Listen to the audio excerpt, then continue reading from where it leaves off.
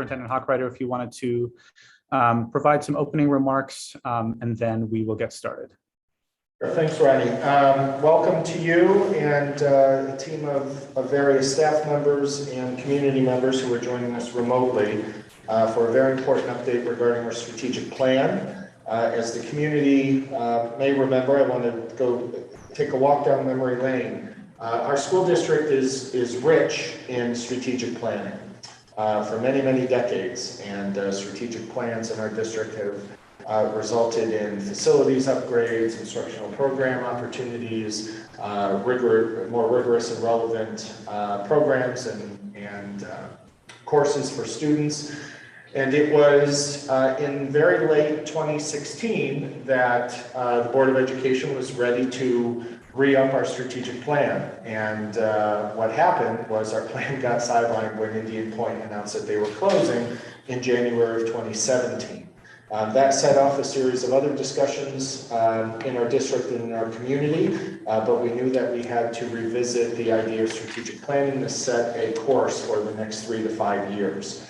So in the fall, Education Elements, and I'll introduce Ronnie, who will lead tonight's discussion.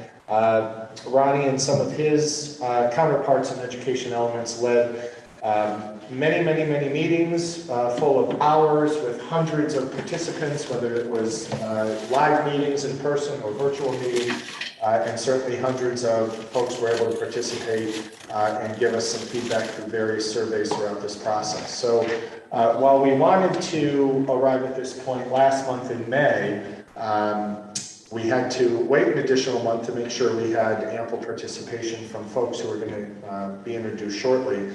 But I'll turn it over to Ronnie so he can let our community and our Board of Education know where we are in terms of our strategic plan and making that actionable and some of our timeline and next steps. So Ronnie, I'll turn it over to you.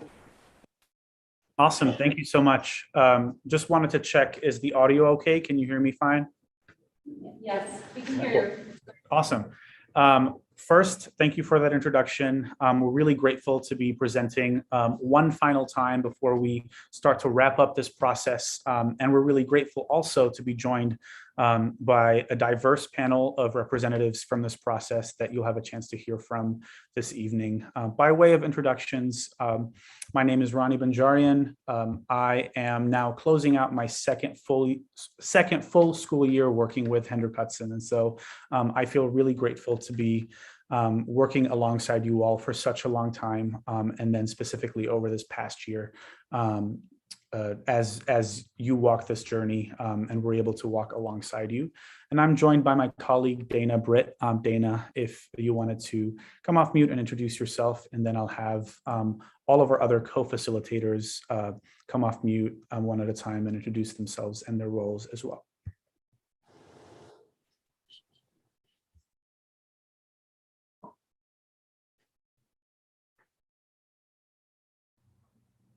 Might be some connection issue, so no worries there. And so if you click next, you'll see the names of our co-facilitators, and in the order that your names appear on the screen, feel free to come off mute, share your name and your role. You're probably all very familiar faces, but we wanted to make sure that we give everybody a chance to introduce themselves. So starting with Penny, and then we'll go down the line. I'm Penny Hine. I am on Pillar 1 student engagement, and I'm a co-facilitator with Michelle Piccolo-Hill. I'm a teacher in the district. My children did go here, and I live in the district.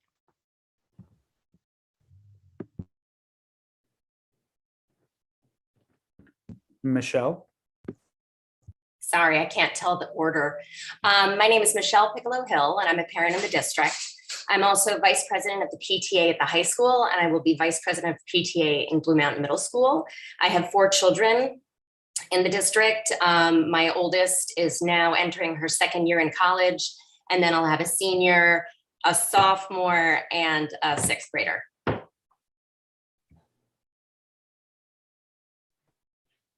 Hi, my name is Christina Fiel. I'm a teacher here in the district at the high school, and I am on Pillar 2 Real World Initiative. Hi, I'm Erica Mills. I worked on Pillar 3, clear and targeted communications. And until tomorrow, I am a middle school PTA president. And then next week I will be a board member. Hi, I'm Janine Eichenholz. I am parent of 2 rising sophomores and a rising 7th grader. Starting on Friday, I'll be taking over from Erica as co-president of the middle school PTA, and I'm also the secretary at the high school PTSA, and I represent Pillar 4, the shared decision-making process. Thank you so much, everybody. I'm really grateful that you're able to join us. So what are we going to be discussing today? The objectives for our short presentation this evening is to provide a final update on the progress of the work that we've been doing this past year, as well as give each of our co-facilitators a chance to preview the initiatives and actions that are aligned to their planning team's particular pillar or focus area. And the way that we'll do that is I'll first provide a summary of the work so far, and then I'll hand over the mic to the co-facilitators, and we'll spend the bulk of the time hearing from them about the initiatives and actions and how we hope to bring the strategic plan to life. Finally, I'll close us out and give you everybody, if you're watching live or if you're watching a recording, we'll actually have a chance to get a sneak peek of the final document of the plan, which is almost done, as well as preview what we're calling the implementation home base. And I'll dig a little bit deeper about what that means and how we're going to use that tool. So speaking of monitoring and implementation, we are right at the cusp of between that yellow row and that red row. We are about to be ready to launch. The design of the plan has been completed very iteratively, and we've gotten lots of feedback on the content and the graphic design of the plan. And we wanted to just provide, like I said, one final update before the official launch of the plan and going into implementation of the initiatives that are articulated in the plan. On the next slide, you'll see we wanted to just highlight, this is not an exhaustive list. This process has been touched by hundreds of members of the Hendrick-Hudson community, whether they provided feedback or they attended a focus group or a one-on-one interview or filled out one or both of our surveys that we sent out over the course of the past year. But we did want to highlight the names of the folks that were directly involved in the planning teams that are aligned to each of the 4 pillars of the strategic plan. The steering team representation, this is not the full list of the steering team, simply the members of the steering team who are also a member of that particular planning team. I wanted to highlight that we worked very diligently to ensure that there was equitable and diverse representation across all 4 of the pillars. And I'm really proud to also mention that we had some direct involvement from some students as well, whether those were 8th grade students or high school students, and you'll see their names highlighted with either an MS or an HS. So take a moment and look at the names and the representation. And on the next slide, I wanted to, again, very briefly give you a sense of what we're working with when we talk about a strategic plan, all the different parts of the plan over the course of the past 9 months. We've been going down layer by layer of this house analogy, starting at the mission and vision and beliefs. And then the last time we had a chance to be presenting in front of you all, we really dove into those 4 focus areas or pillars. And on the next slide, you'll see that oh, you'll have to click through all of these, so that's fine. And then on the next slide, you'll see that today our main focus is those final 2 layers, the objectives and goals, KPIs, and initiatives. So you may be familiar that with the fact that there are 4 pillars of the strategic plan organized around 2 themes. The first theme, which is well-rounded learners, has to do mostly with the experience of students at Hendrick-Hudson, and those 2 pillars are student engagement and real-world experiences. And the second theme, which is community cohesion, has to do with the community at large, and those pillars are clear and targeted communications and shared decision-making. On the final slide that I will present before handing it off, I wanted to very quickly give you a sense of what has been going on since the last time that we presented in front of the board and in front of the community. Over the course of 5 weeks between April and May, all 4 of those planning teams that you saw those rosters of earlier met in a self-directed fashion as many times as they could and wanted, and really brought their initiatives to life on what we call project canvases. They brainstormed initiatives, actions, and success metrics. That was a 5-week process. Then in early May, you may recall receiving another round of stakeholder engagement, a survey to gather feedback specifically on those proposed initiatives. Then in mid-May, we met with the steering team in a virtual session. We parsed through all of the proposed initiatives and began to identify the highest leverage initiatives on 2 axes. The axis of ease, whether this initiative was really easy or really difficult to implement, and the axis of impact, whether what is the range and scope of the impact of this initiative. And that really kickstarted the process of understanding which initiatives should we prioritize in the first year, in the coming year, school year 22-23, and which initiatives should live in which phases of implementation between now and 2027. And I will have a chance to talk a little bit more about that later on in the session. The last thing I'll say is in the past couple of weeks, we've also been fully developing the physical look and feel of the plan. And we are almost done with the graphic design of the plan. So we're really, really proud of that. And we hope that you all are proud of it and really like it as well as the development of that implementation home base, which will be the one-stop shop, a public-facing one-stop shop of all of the initiatives and the process and the progress towards meeting those goals for each of the initiatives. So without further ado, I'm going to pass it on to Michelle and Penny, who are going to spend the next 5 minutes talking to you a little bit about Pillar 1, the initiatives aligned to Pillar 1, as well as any rationale that their team and discussions that their team held in order to arrive at those initiatives. And then we'll do Pillar 2, 3, and 4. So I'm going to go on mute. Michelle and Penny, the floor is yours, and take it away. Thank you. One, differentiation of academic opportunities. We discussed at length. And we talked about the fact that a lot of times we make sure that struggling students have opportunities to move up, but we don't always give the students who are at the top some differentiated instruction. So we wanted to make sure that all students get what they need, no matter where they fall on the bell curve, whether they're at the bottom, whether they're at the top, whether they're in the middle, have a chance to have differentiated instruction. And we talked about the fact that if we gave some professional development and talked about how you could take one lesson and differentiate it or use different books, either way would be fine. It would be up to the teacher and how the teacher wanted to present it, as long as there were opportunities within the classroom for each student to have what they needed met.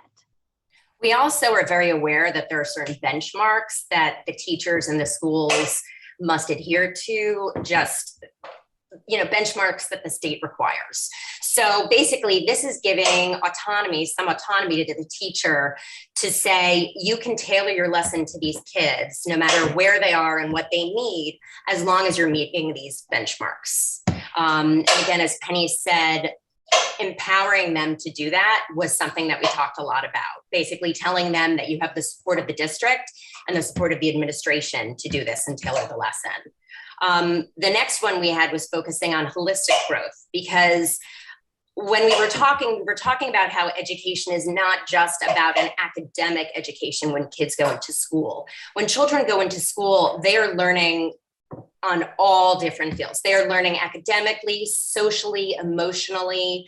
And we know that to really make it a successful opportunity for children, we have to hit all of those measures. So we looked at providing additional opportunities through extracurricular opportunities, through emotional and health support, mental support, and, just hitting children where they need the help. Again, whether it's academically, emotionally, or socially. And in the middle school and the high school, that might be adding additional classes.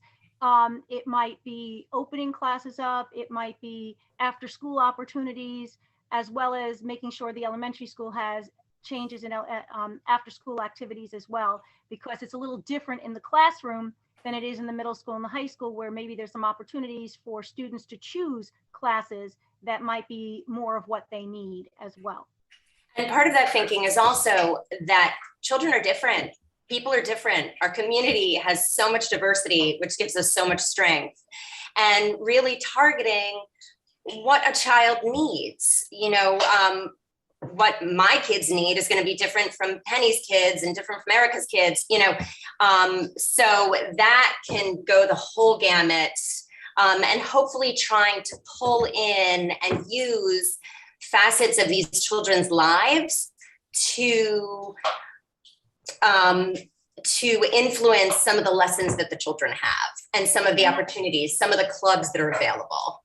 And that leads into our third, because we want the students to take more power of their own learning and responsibility for themselves. And you can teach them as they grow up from kindergarten all the way up to take a different level of input in their own education, in their own choices.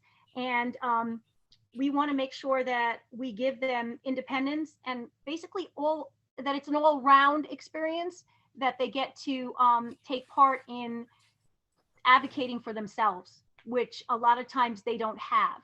And we're going to do a lot of these things by hearing from the students themselves, hearing from the parents, having the teachers see what the students are asking for and what they need, to make sure that every child has all of these met, so that they're well-rounded and have an experience in school that leads them to where they need to be when they leave school. And one of the points that we spoke about was that, when a child goes into a school, they learn again academically and through extracurricular opportunities, sports, musicals, whatever that they're interested in, art. But we want to enhance their verbal and written communication skills too, because being able to advocate for yourself, not only with the written word, but also, talking in a forum like this, is a very powerful skill that really will help the children achieve in their life going forward. So we also think that that's something that needs to be addressed and should also be strengthened and considered. Students have to be able, like Michelle was saying, to speak in a forum like this, but also to speak up for themselves and to be able to ask questions as well as speak up when necessary, because if they see the path that they're headed on and they want something different, they need to be able to know who to go to and how to advocate for themselves, getting what they need. And if we start training them through elementary school, by the time they get to middle and high school and leave the buildings, totally leave Hen HUD, they should be able to maneuver through society because they've already had that training here in school. I guess just one more thing that we had discussed was that, with the differentiating academic opportunities, we know that some of those opportunities are already available in the high school, and they start somewhat in the middle school. We were talking about broadening those and increasing those opportunities in the elementary school and the middle school, because when you have a child, for example, that may be high achieving or accelerated, sometimes they sit there and they have to wait, and you can lose them at that point. You can lose their interest, and they may learn that they can just coast. And what we really want to do is hit every kid and hit every need that they have, so that they can really become the best individual, learn the most, have the best opportunity, to give them the most opportunities once they're out of school. Because we really want their academic and their extracurricular career to be stellar, so that when they leave, they really can just take what the school and the district has given them and just fly. We discussed at length that there are really two populations, the kids that are really on level and the kids that struggle. They get what they need, but the kids that are just above where the strugglers get help, but maybe not quite where the classroom teacher is, and the kids that are above that are somewhat needing more support where they are. And we want to make sure that they get that so that when they leave elementary school, their middle school and high school experience will be what they need, and they'll be able to get on the level that they need to be based on where they are.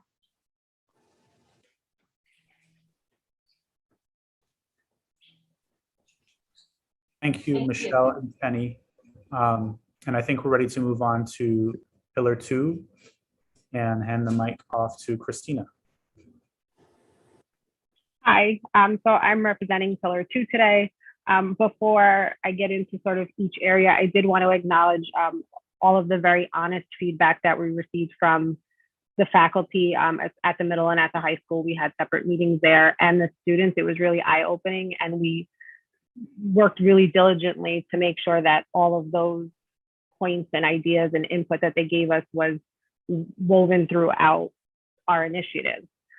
So when we looked at real world experiences, we broke it down into 3. So you have increasing cultural experiences, providing multiple pathways, and embedding real world skills into student experience. So increasing cultural experiences, the one thing that sticks to mind when we were meeting and was the idea of having the global citizen, especially in a post-COVID, or I don't know that we're post-COVID, but nonetheless, sort of after remote learning, we're not limited to our classrooms in the same way that we were before. So we talk, when we talk about increasing cultural experiences, we're talking about through all age levels, creating global relationships such as foreign exchange students or sister schools in other countries. Right now, it's a lot easier. We can just sort of hop on a Google Meet and have these exchanges. Increasing student cultural celebrations and continue our seal of biliteracy up at the high school. And then the other thing that came from it was trying to bring languages into our elementary schools. So there's going to be an investigation into pathways on how to do so and increase that early visibility to language.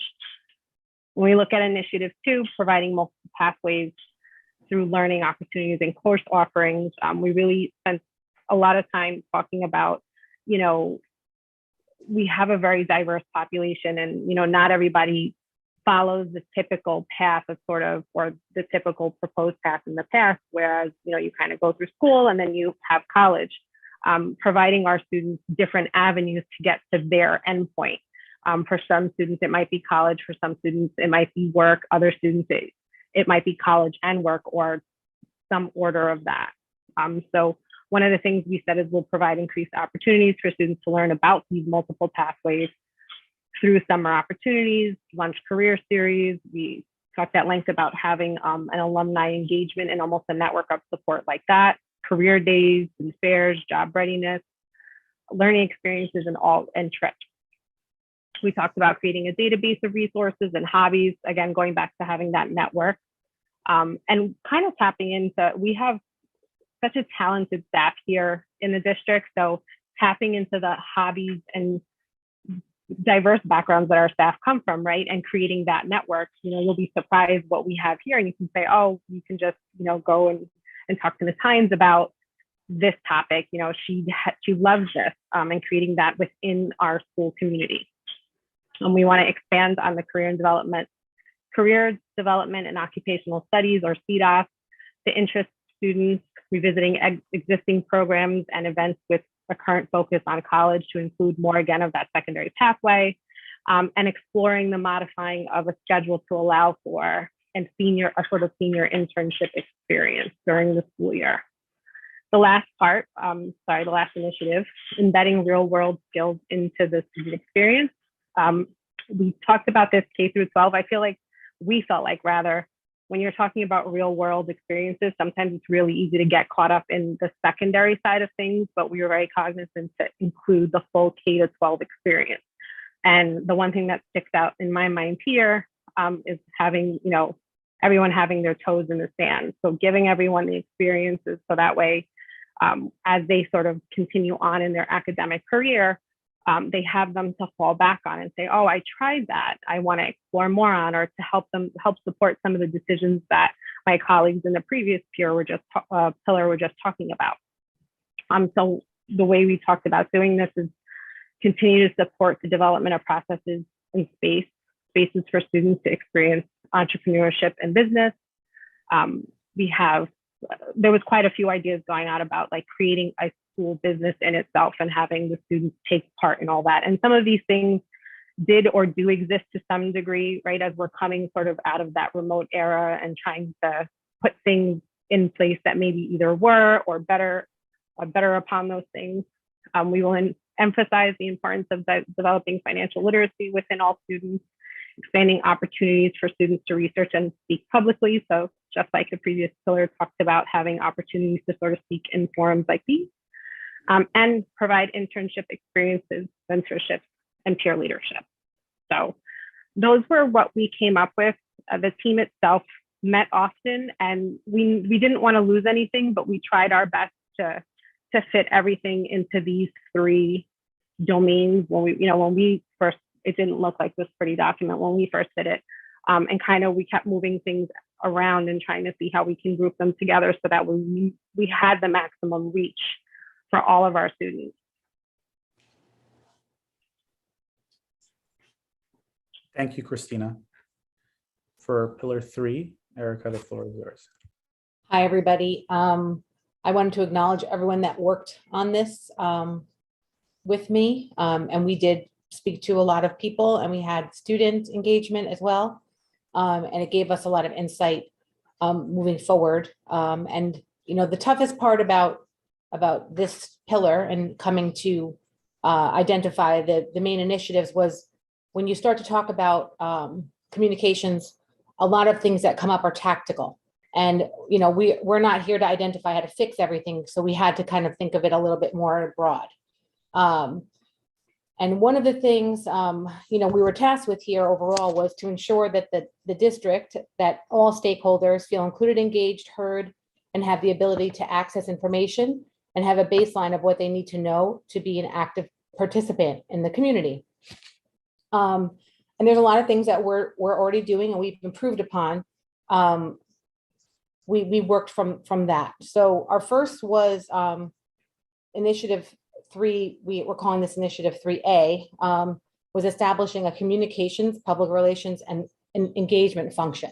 So we envisioned it being either a group of people that already work for the district or maybe a new employee that basically is in charge of public relations, and also communication, how that gets put out to the community, and works very closely with the administration to make sure that everything is streamlined and easy to navigate and understand.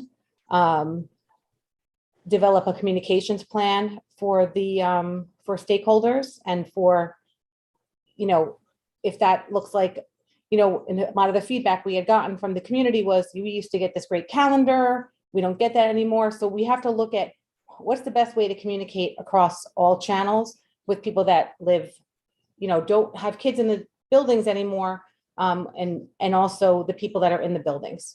So that was the first piece. The second piece was the district website. The district website, I know we have updated it a few times in the past few years. It's kind of clunky, right? So it takes multiple clicks to get to different things. But I think what we actually need to do is identify how to make it more of an intuitive experience. And that's what we discussed in our group, is making it a more intuitive experience, making it more user-friendly, making it easier to search and navigate. And we would work with, hopefully, somebody that does this professionally and get a better website for our community. And I think that we also, one of this piece of this was to encourage people that live within the community, whether they live in the community, whether they're students, whether they're parents, to all know to go to, that website to find information. And then the third was the increased access, visibility, and information sharing between leadership and stakeholders. And the goal here is to help create an environment of positivity, build more community, and build more access to, our district leadership, Board of Ed, and make sure that in doing that, when you create these positive environments, relationships are built and enhanced, and there's more trust built. And that, that goes along with just encouraging the opportunity for people to have a voice and a place to come and know that they're going to get an answer. It might not always be the answer they necessarily want, but as long as they know how to get an answer in the proper channels in a positive way. You know, everyone should feel comfortable to reach out to, you know, who is in charge, following, you know, a chain of command. And I think we have to enhance that experience for, that's where we came up with, enhancing that experience for our constituents. Thank you, Erica. And last but not least, Janine, whenever you're ready. I would say they saved the best for last, but I think all of these are equally important. We had an amazing subgroup committee as well, and we had the most interesting conversations, and some really, really fascinating things came up. It was really wonderful to hear from so many other parents and staff members and understand how people are viewing this and where they're coming from, because I think that's really important in figuring out where we want to go. So flipping back and forth between the slides. So what you're looking at, you see increasing community involvement in the decision-making process. And the first step on that, if you're looking at the blueprint, initiative 4A, talks about creating a flow chart to clarify and codify how key decisions are made, including a list of standing district and board of ed committees, as well as committee chairs and contact points for people to get in touch with them. A key part of that, though, is to add staff, parents, and community to these committees wherever possible. In order to get buy-in from the community, to get that involvement, you really need to have as many people as can be included on many of these committees. So number one, identify the process, who's going to be involved, and then identify the opportunities for more engagement, more involvement from the community. We really wanted to do this to improve the parent and the community understanding of the educational process, with the idea that the more that parents are involved and the more they see firsthand, the better their understanding and more questions will be answered, sometimes even before they come up. Having that community involvement can assist the district in creating and implementing programs that better fit the needs and desires of the community, which is also incredibly important, and will give the community a sense of pride, a feeling of involvement. Parents and community members want to know that their voices are heard and that their participation, their ideas, their thoughts, their questions are all being valued. So including them wherever we can is going to be the first step in that process.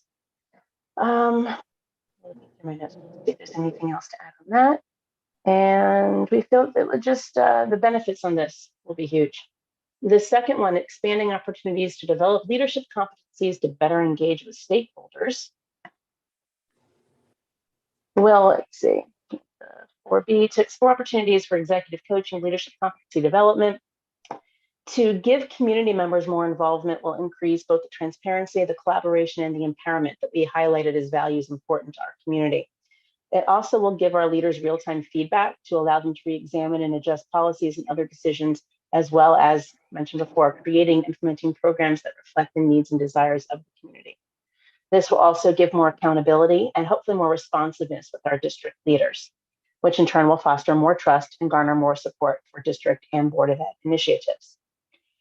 Our last one is diversity, equity, and inclusion within all decisions. And honestly, I really don't have anything to add on this. I think it's very self-explanatory that it's incredibly important to have stakeholders of all different colors, shapes, sizes, backgrounds, ethnicities, and everything to really get a feel for who our community is, what we need, what we want, how can we reflect that back to our students through our policies, through our educational classes, through our curriculum, through our activities and programs.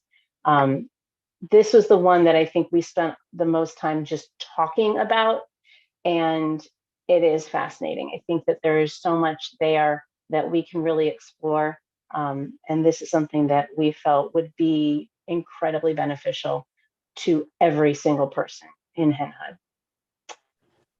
That's pretty much all I have. Thank you, Janine and all. I hope that after all of our facilitators shared that Board of Ed and anybody who's watching this live stream, that most of your questions have been answered about the strategic direction of the plan, but we will have time at the end for questions as well. On this next slide, the slide that's on your screen right now, this is actually a sneak peek into what the document of the plan will actually look like. This is, the goal of this was to just, build excitement and show you give you a sense, a taste of what it will look like. But also over the course of the next 2 slides, I wanted everybody to see how each component of the anatomy of the strategic plan, if you're thinking back to that house metaphor, how each of those components will show up on the materials that will be launched in front of the community. And so we are actually developing 2 materials that will be launched in tandem. The first is this, that's on the slide. It is the document of the plan. And it basically houses the focus areas, the description or the strategic direction of that focus area. And so the one that I'm using as an example is that first pillar that Penny and Michelle spoke to, student engagement. There's a brief description of what that pillar represents and why it should be part of our strategic plan. And then there is a brief description of each of the 3 initiatives, 1A, 1B, 1C, and then for the second page, it'll be 2A, 2B, 2C, and so on and so forth. We've gotten a lot of really tremendous feedback on the look and feel and the design of the strategic plan, and we have an in-house graphic designer that has been pouring a lot of love into making sure that the vision of the plan, not only the content and the strategic direction, but also the vision of the look and feel really comes to life. So I wanted to preview that.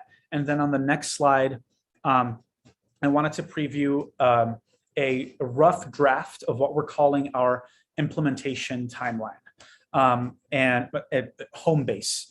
What it is at its core, it's a Google Sheet, but it is a very dynamic and adaptable Google Sheet. It is a public-facing document that we hope will be easy to navigate and interpret. And if you're thinking about that image of the house, where, yes, the strategic plan will have our mission, vision, values, and then just generally what each of those initiatives aligned to the pillars are. But you might ask, well, how do we know that we're on the right track? What are the goals that we're setting? What is the timeline? Who owns what? How do we make sure that we can go in and check that we are, what is the status of X initiative or Y initiative? And so it is a very exhaustive and dynamic list of all of the actions aligned to each of the initiatives.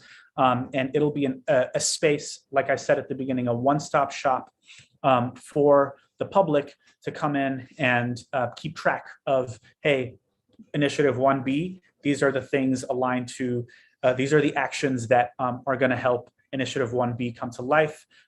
These are the goals that have been identified for each of for maybe just the first year or maybe just the first 2 years. And so we are currently in the process of, with our current project team, and then as there is a Board of Ed, a transition with some of the new board members to make sure that just at least going into the first year that the goals aligned to those first initiatives that we want to target are realistic, and that we have success metrics and KPIs that are very easy, understandable and very visible to the public. And so you'll see on the slide, it says efficacy, fidelity, and implementation goals. We'll dive more into those when the plan is ready to be launched and this becomes a public-facing dynamic document, like I said. And then the goal is that there will also be a place where you can see, as a member of the community, what the status of each of these actions aligned to each of these initiatives are. And so I wanted to very unequivocally say that there was a tremendous amount of work that all of the planning teams did over the course of 5 very short weeks. Like, it was just 5 weeks, and all of this came about from 5 weeks of work, in addition to all of the groundwork that was laid over many months with the project team and the steering team. And we wanted to make sure that there was a place that reflected all of this work, and that all of this work in some way is going to be reflected in the strategic direction of the district over the course of the next 5 years. So on the next slide, the final thing that I wanted to preview is just a very brief timeline of implementation, and then Superintendent Hawkrider, if you wanted, before we open up for Q&A, if you wanted to provide any more context here, feel free to do that. I was going to say come off mute, but feel free to just do that. So what we're hoping to do is over the summer, we'll start to think about some internal kickoffs of various teams that are going to be in charge of the implementation of specific initiatives, doing some initial kickoffs. But you might ask, who are these teams? Who's going to be involved? That's a great question. And so we're putting out a very initial call to action. There's going to be a more formal process that we're going to help develop over the course of the next couple of weeks. But a very initial call to action, if you are in the cafeteria right now, if you are watching from home, or if you are watching this recording, I have my email up there. If you are interested in being involved in an implementation team or being involved in this process, once the strategic plan document is published, please feel free to shoot me an email. And like I said, this is just an initial call to action. And over the next couple of weeks, you'll hear from us and from the district how you can be involved in a more formalized way. We just want to make sure that this is an open call and that anybody who wants to be involved has the opportunity to. And then the final thing I'll say, that second point, is with everything going on with some of the transitions happening in the fall, with Princeton Plan, we very intentionally are deciding to do the official announcement and launch of the plan sometime in mid-fall, sometime in October, to give folks, parents, students, staff an opportunity to transition into the school year before the implementation of these initiatives comes to life. That's all I had. Superintendent Hawkrider, if you wanted to add any more context to what's going to happen in the next few weeks and months, and then we'll open up the floor for questions.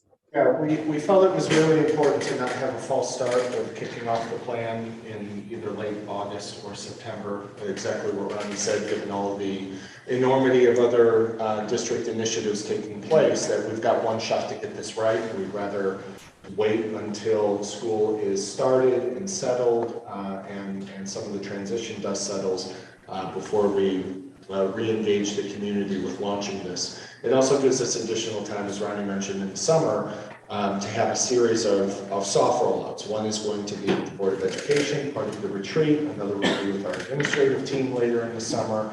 And then lastly, to make sure we know community members and staff that want to be a part of this, so that we have all of our information in front of us when we launch.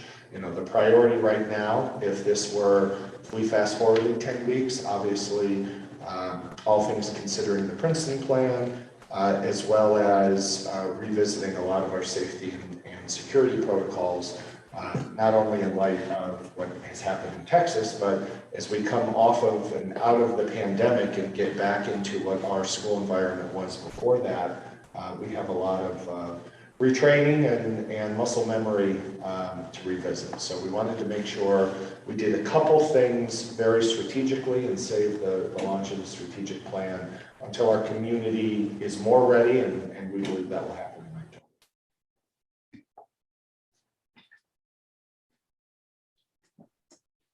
Thank you so much. So I want to open up the floor for questions. If there are questions specific to any one of the four pillars, I would invite our co-facilitators, if you are compelled, to come off mute and answer the question yourself. And if there are more general questions about the process or the outcomes or the timeline, then either myself or my colleague Dana will be happy to answer those. Go ahead. So is it the implementation teams that are going to be coming up with the meat of the, I guess I'm confused there. Like, how do we get to the KPIs and outlining specific steps? Is that part of the implementation team, or is that happening at the steering or planning level? Most of the initial thought around the KPIs and actions aligned to the initiatives have already been thought through by the planning teams. That some of our facilitators spoke to very briefly about, well, we'll do this at the high school, or we'll do this at the middle school, examples like that. We have built, so that screenshot of the implementation dashboard is fully built. And so there is that initial stab at what those actions look like and what those KPIs look like. But over the course of the next couple of weeks, as we transition the project team and have a couple of new board members on board, we'll restart those conversations to ensure that those KPIs, those success metrics, and the timeline for each of the actions is realistic, feasible, and we'll start to put together specific implementation teams around specific actions or initiatives. Okay, I guess that's where I'm confused. Like the implementation teams, what, if people want to stay involved in the process, what are you asking them to do?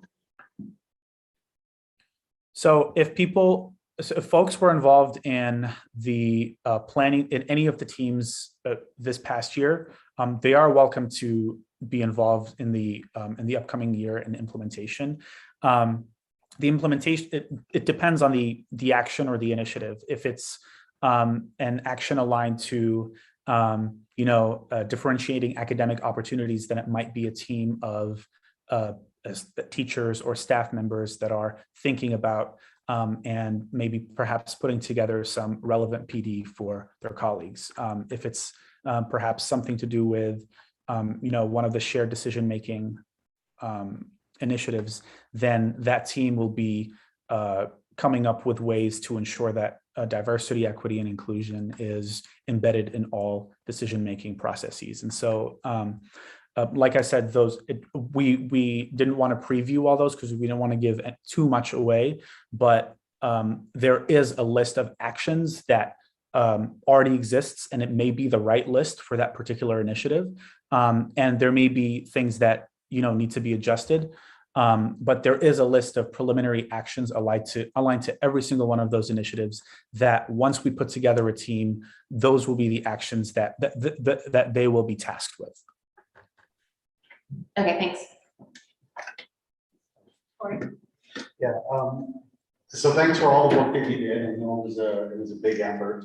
I do have a question about how we incorporated best practices and thinking from around the world into what we're doing here. Because with the group that I was in, it was a very talented group, but I would say that we did not have the perspective of what other school districts around the world were doing. And, I think it would have helped us with some of our thinking. So, I'd like to know, was it not at this point that we're doing that, or how was it done, or is it something that we're just not doing? I can take a stab at that one. Thank you for this question. It's important for the teams to build out the preliminary pieces. And I think at this point, it's a great opportunity to continue to engage. And nothing is completely finalized at this point. As my colleague Ronnie mentioned, we have a list of the preliminary actions, but those are not set in stone. So of course, being able to engage, quite a few of the actions are do further research or conduct further research. So definitely, I think that's an amazing opportunity and idea, and would love to continue to have more ideas from around the world. And just to add on to what Dana mentioned, I plan to mention this, and I don't know if I did, in the implementation dashboard document, we'll have an opportunity to identify whether each of those specific actions, which phase of implementation they will be. And our 3 proposed phases are called research, discovery, and implementation. The things that are ready to be implemented will be implementation phase right away. But there are numerous actions, and sometimes all of the actions aligned to a particular initiative that the project team in a preliminary fashion said, I don't think we're ready just yet. And so we're going to spend this next school year, 22-23, in discovery. And so, or research. And so if we are in a research phase for a particular action, for example, one of Christina's real world experiences is thinking about opportunities to bring foreign languages to elementary schools. That's not going to be implementation phase right away in the first year. And so If we have a planning, an implementation team dedicated to that, then that first year will be spent conducting research and doing discovery and seeing what other school districts in the state of New York, in similar states, similar districts around the country, and perhaps even around the world. And so that plan takes into account whether we're ready to implement right away, what are the actions we need to take, and if we're not, then what are the parameters that we need to follow in order to make sure that we're conducting the appropriate amount of research before we put something into action. That's great. It's helpful. I just want to make sure that, you know, with the work that we're getting from you, my thought, the objective was, it's not just project management that we're getting from you, but it's also insight and, you know, suggestions and guiding us in the right direction. And, you know, using that knowledge from around the world, or, you know, whatever real world experience you have, to streamline what our teams are doing. So I had limited exposure with our team, but, you know, I think the team was fantastic. For my personal experience, I did not feel a lot of that guidance, so I'm hoping we can do more of that going forward.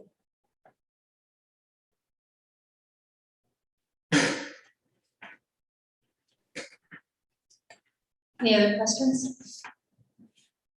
All right, thank you, Ronnie, and thank you to all of the facilitators for joining us this evening. We really appreciate all of the work that's been done on the steering and the planning teams, and from the project team, we're very grateful. So thank you very much for spending your time with us this evening. Thank you, Lisa and Carol. It was a pleasure to have both of you on the project team. Thank you for your service. Thank you, Dana. And thank you to everybody on the call as well. I hope you have a fantastic evening. Bye-bye.